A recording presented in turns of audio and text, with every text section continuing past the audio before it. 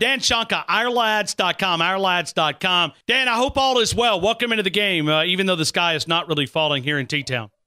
Well, that's good to hear. I didn't want anybody stepping off a ledge down there in Tuscaloosa. Well, it hurts when you lose a championship game the way that it happened on Monday. You're a football expert. What'd you see? What went wrong for Alabama in your opinion? I think, frankly, the odds caught up with Alabama. Obviously there's a couple mistakes along the way, but it was kind of a perfect storm. Clemson was playing, they played great, and Lawrence hit big plays, and it was just and then Alabama, a corner slips and falls, and there goes a long touchdown. The score could have Alabama, had a chance of scoring 4 different times in the red zone for one reason or another. Things didn't work out. So I just kind of think it was an anomaly that rarely happens at Alabama, but I think actually the odds just kind of caught up with the program for one game. We're talking to Dan Shonka. He is a longtime veteran of the NFL industry. He's understands what it takes to scout, understands what it looks like in talent. Before we move to individual players, Dan, we've been saying that this has not been the typical Nick Saban defense. You break down a lot of film.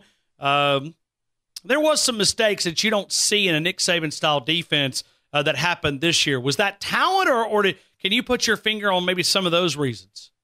No, I don't think it was talent. I tell you, the kids played hard. In fact, I've been over the championship game 2 different times, and breaking it down and things. And effort was not. There was no problem there. I think that the scheme, was sound. Quinna Williams was outstanding inside and pushing the pocket, and Bugs played hard. Davis played hard. Christian Miller now wasn't there. Obviously he was injured. He's the best pass rusher, so there wasn't, maybe more pressure that could have been put on there. But I think that there's youth. The secondary is young, and when you have a young secondary, you got to have a big time pass rush up front. And with Miller out of there, I think that hurt. So. But no, I think that you don't have any, there's no problem with the effort. Hey, the guys played as hard late as they did early. And, it's just, like I said, sometimes you're just like a inch or 2 away from getting a sack, whereas before Alabama gets a sack. It's just one of those things. But the scheme-wise, I think there's, some things could have been adjusted just a little bit, maybe a little bit more pressure at certain times, but I have no fault with the players' effort or anything. All right, let's start with maybe the biggest surprise of this year, Quinna Williams. He came from a guy that had 160-something snaps to where he is now, Outland Trophy winner. Where do you see this young man fitting in the next level on Sunday afternoon? Well, you got to have run stuffers, and guys that can rush the passer from the inside, and it's hard to find that combination. And but he can do both. So I think that's why, to put him, until the combine comes where we get verified information on everybody, to say that he's going to be, top guy, second, third, fourth, it's kind of tough right now. I could see him being a top 5 pick, but we've talked about this before, Ryan. Quarterbacks come first, and then you got your pass rushers, your corners, and your left tackles.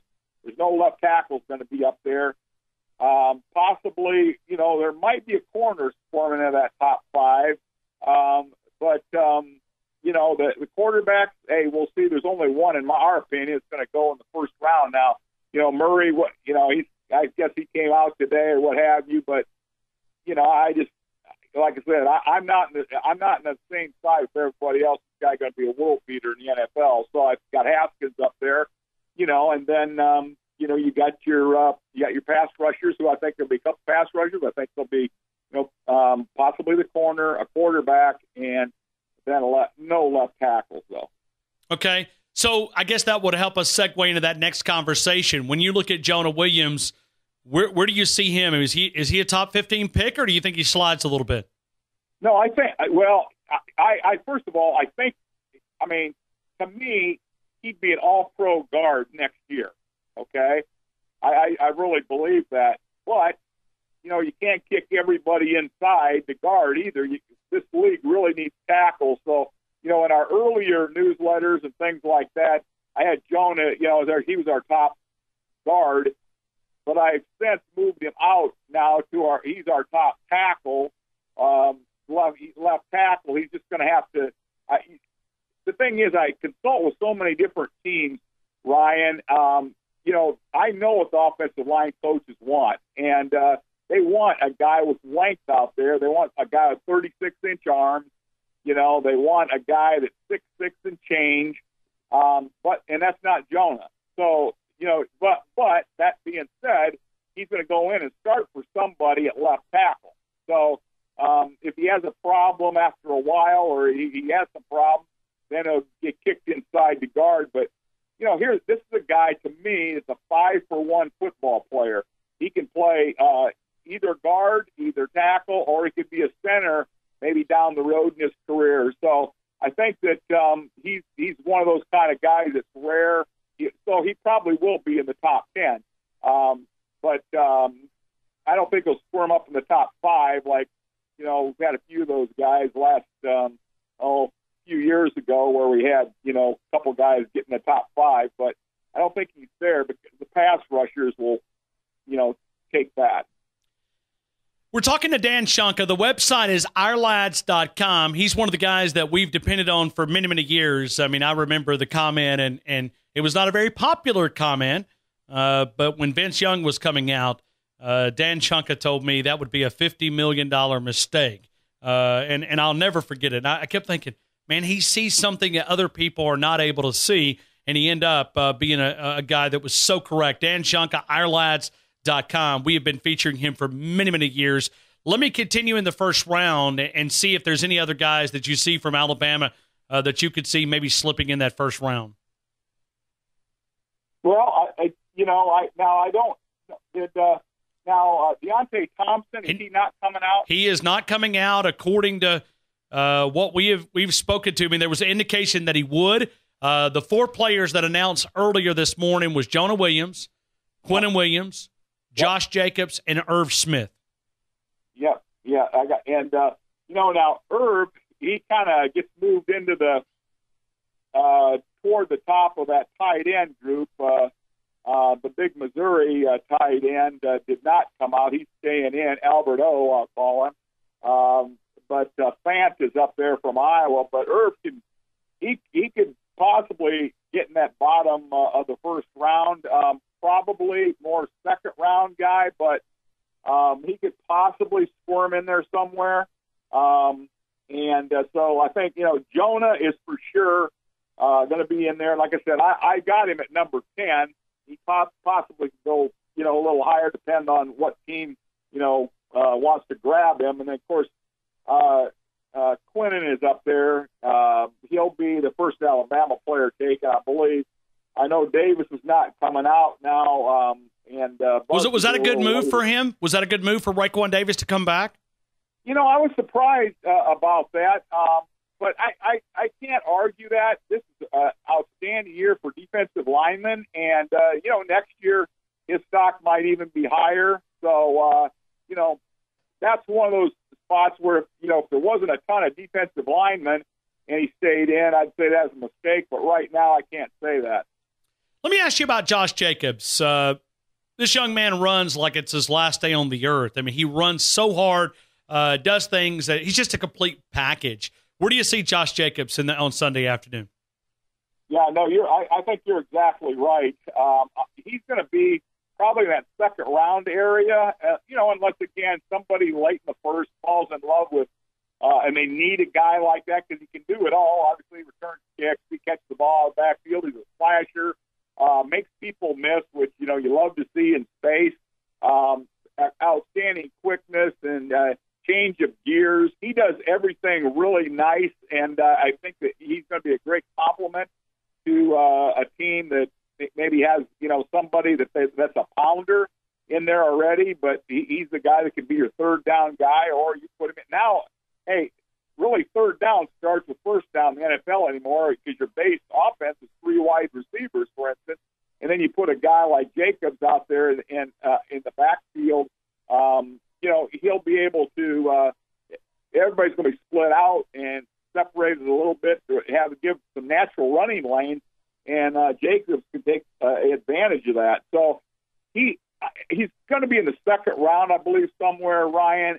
But he could, some team down there at the bottom of that first round. I mean, I could see guys like, say New Orleans wins the Super Bowl, they're going to be picking last. Well, they'd love to have a guy like him. So, it's a possibility he could get in the bottom of the first some team, but he's a lock, I think, for the second round. We're talking to Dan Shonka right now. Let me ask you about Damien Harris. He came back, and I don't know if his stock is dipped, but maybe it's not as high as it was this time last year. Well, you know what?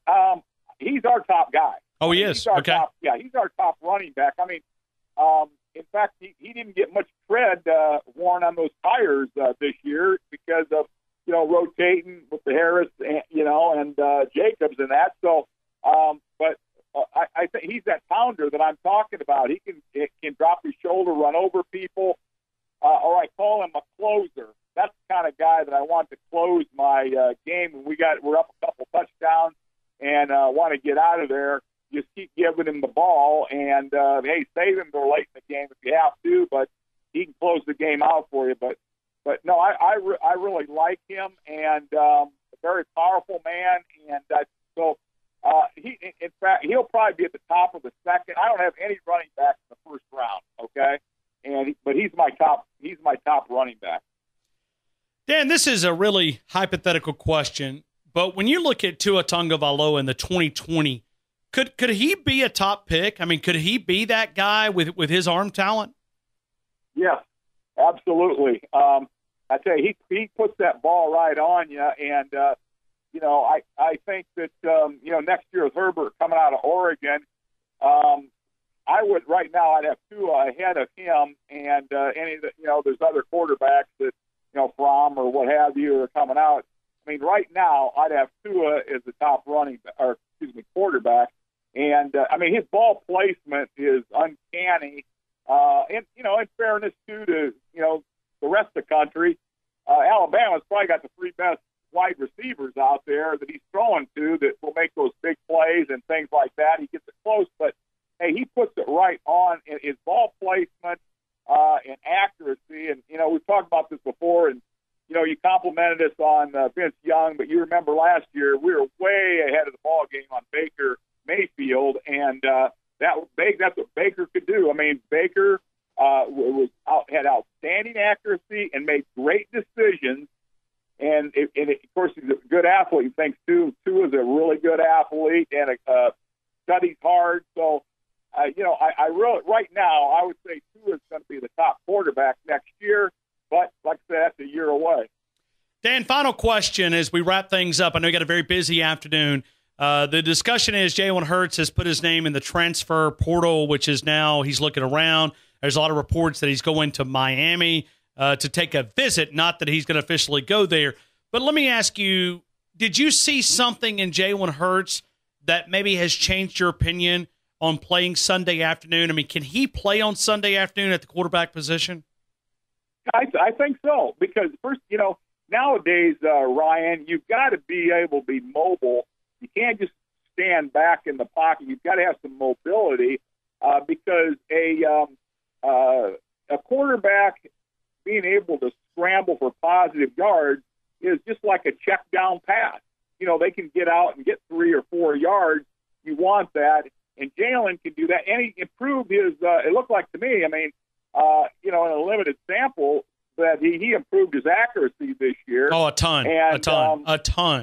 Yeah. So. Yes. So to answer your question, yeah, I think that he can, he can play on Sundays and hit with that mobility and his arm strength and his accuracy.